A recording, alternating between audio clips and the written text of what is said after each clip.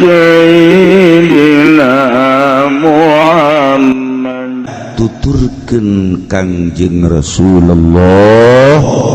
sallallahu alaihi wasallam. Turut ka Kangjeng Rasul kaharti teu kaharti. Nu mantak kaharti teu kaharti kudu nurut bae lantaran urang makan boga otakna leutik. Sakmet ngitung mege ngitung 2 kali 2 mah bisa keneh, 2 kali 5 handap keneh, 10 kali 10 kecil, tapi lamun 175 kali 1.650 hese puyangnya nangis nggak puyang bantak dagang sugih-sugih datang ngitung kurang bisa otak berarti kan kayak keterbatasan orang gua otak teh. Bagian perpolitikan loba nu teu kaharti urang lamun nyaritakeun tentang politik, baik politik Islam maupun politik di demokrasi atau politik di kitu komunis. Di komunis itu anti Tuhan, cara ngajalankeun politik nah hese.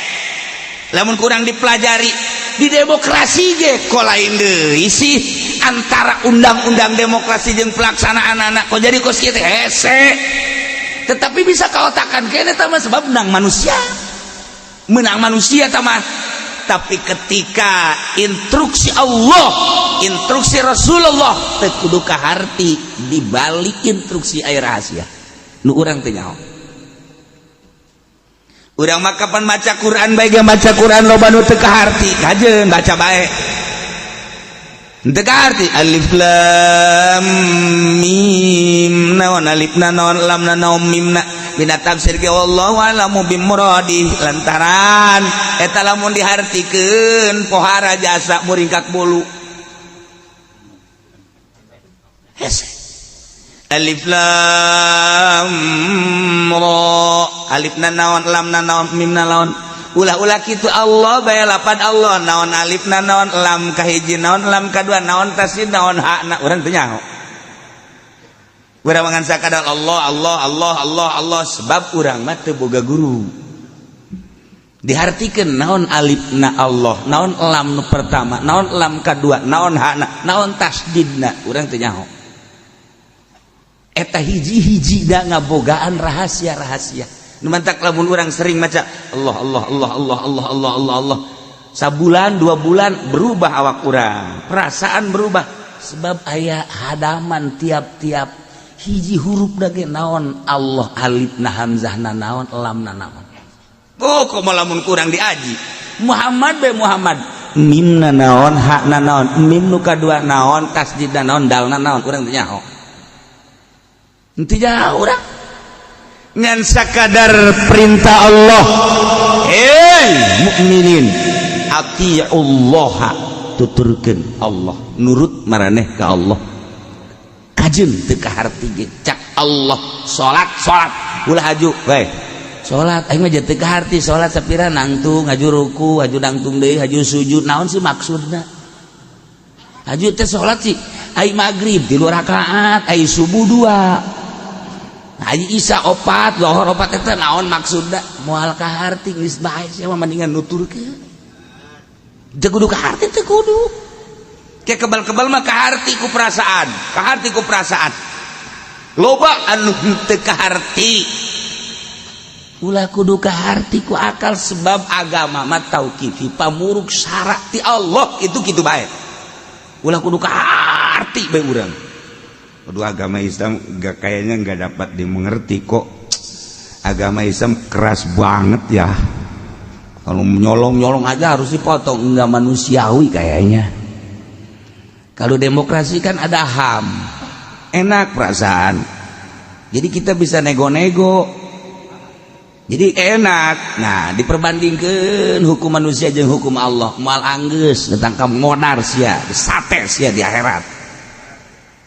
Saya tuturkeun atiullah wa rasulah tuturkeun Allah jeung Rasul dibeungkeut urang ku kalimatun thayyibah la ilaha illallah lallah wala tawallau ulah mengo urang wa antum tasma'un bari urang kan ngadarenge maraneh kabeh ngadenge tapi ngabalir ulah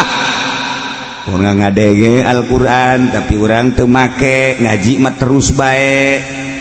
ye bunga-bunga bang haram kadenge nyaho balik ngaji nambahan deui nyokot bang kredit haram ngadenge geus ngajeger-jeger ka ceuli kakarak bunga motor balik ngaji ngeridit mobil pan eta nu kos karadi itu jelema buararego eta nu kitu di cenah kieu mah mobil ge jang ngaji ka Cilongok teu hanai aing kos kitu mah bahasa mana cenah kieu aing nang mulung aing ya Allah karim kita nurut ke Allah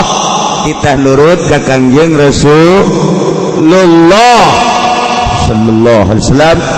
wala takunu kalladzina qalu sami'na wa hum la yasmaun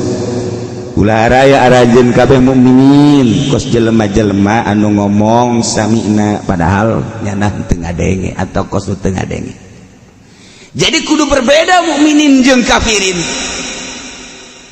mukminin jeung munafikin, mukminin jeung musyrikin kudu berbeda. Awas cak Allah, hei jelema nu iman wala takunu ulah araya aranjeun kabeh teh kalladzina qalu sami'na pokos jelema-jelema anu ngaromongna sami'na wa hum la yasmaun padahal kos teu ngadenge saha musyrikin saha munafikin nyana mah ngadege tapi teu dipake ai anjeun mah mukminin dengekeun haju pake kudu beda sebab mukminin mah jurusan sorga rapihan awak urang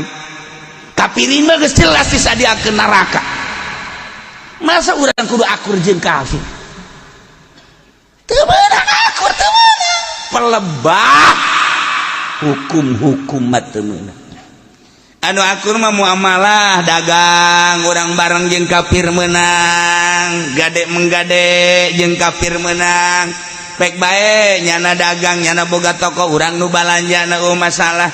satu ketika urang nu boga toko nyana balanja ke urang nginjem pacul ka nyana masalah ke nyana nginjem pedang ka urang engke silih injem ka urang nginjem golok kebel-kebel silih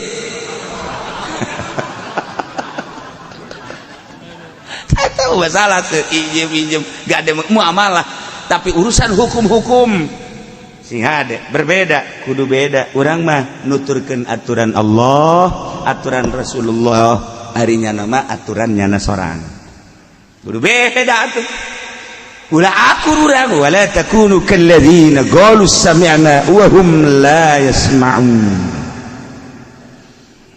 lantaran jelema teh aya nu teu daekeun ngadengekeun kana Al-Qur'an teu daekeun ngadengekeun kana mukjizat-mukjizat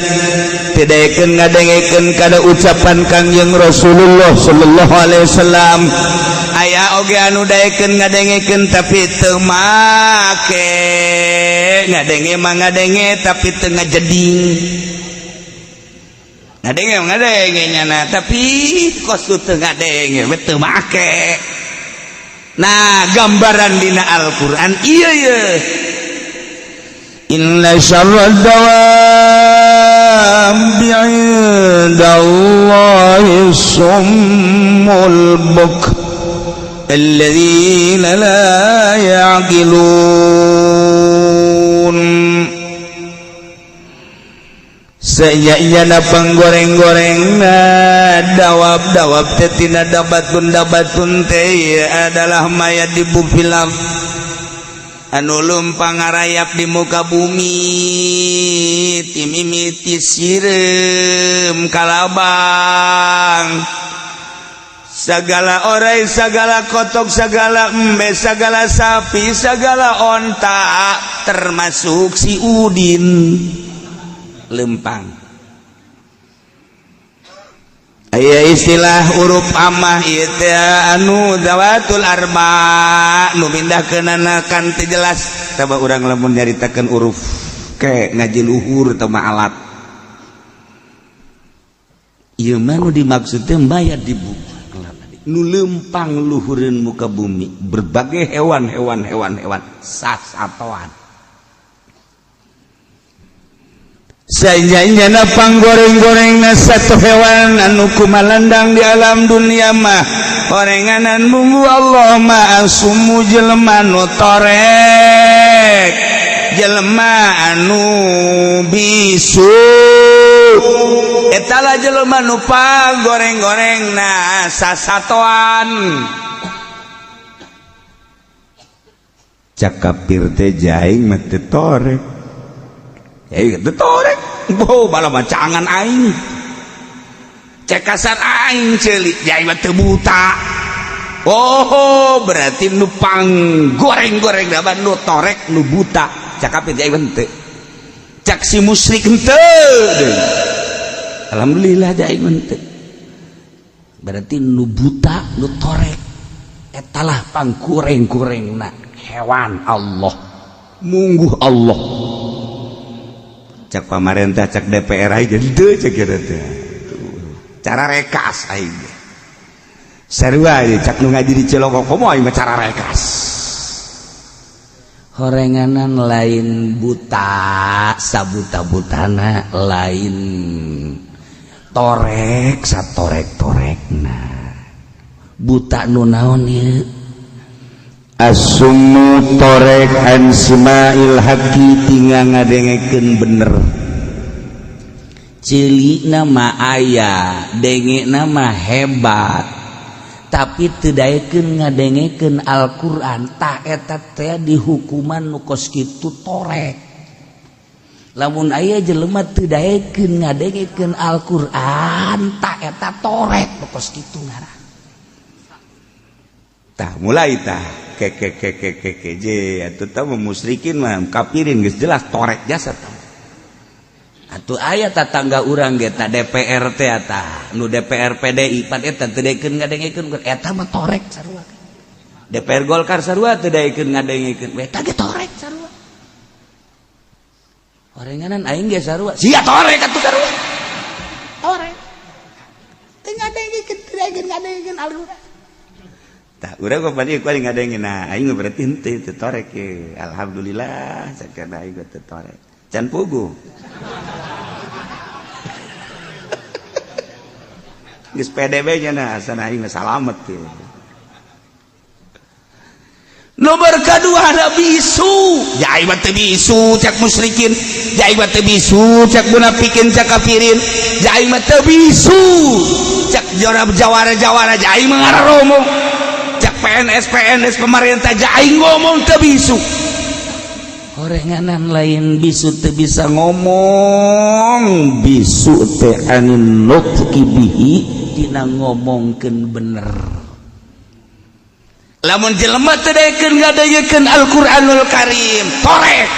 lamun jelema teu daekeun ngomongkeun nu bener anu ngocor tina Al-Qur'anul Karim anu ngocor ti Kangjeng Nabi torek berarti nu kos kitu ngaranna jeung bisu atuh ambala aya teh nu kos kitu geus puguh kafirin mah tah teu daekeun ngadengekeun Al-Qur'an teu daekeun ngadengekeun ucapan Kangjeng Nabi oge teu daekeun ngomongkeun Al-Qur'an jeung ucapan Kangjeng Nabi jelas tah kafir ieu Yahudi Kristen Buddha Konghucu Hindu dan lain-lain sebagainya tarorek tah nu kos kitu bisu caksa indallah cak Allah cak nunyeuna torek tapi kos kitu ngaran horenganan lain itu bae urang ge sarua urang teu daek ngadenge Al-Qur'an bahkan teu daekeun ngomongkeun Al-Qur'an eta teh horenganan torek nu kos kitu atuh Islam ge ambalaya teu daekeun ngadengekeun Al-Qur'an beuh isu keneh geus ngadaekeun musik bahkan embung aya kosong ieu ceuli teh di imah geus ngajeger-jeger ngadengekeun musik teh henteu kaluar dicocokan deui make nu ka dieu teh naon ngaranna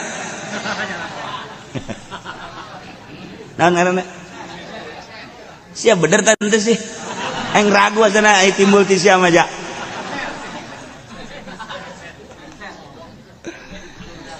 teh dasukeun ka dieu naik motor geus hook jasa berarti ceuli kudu dieusian ku musik bae hook jasa naik sepeda leumpang ditanya ge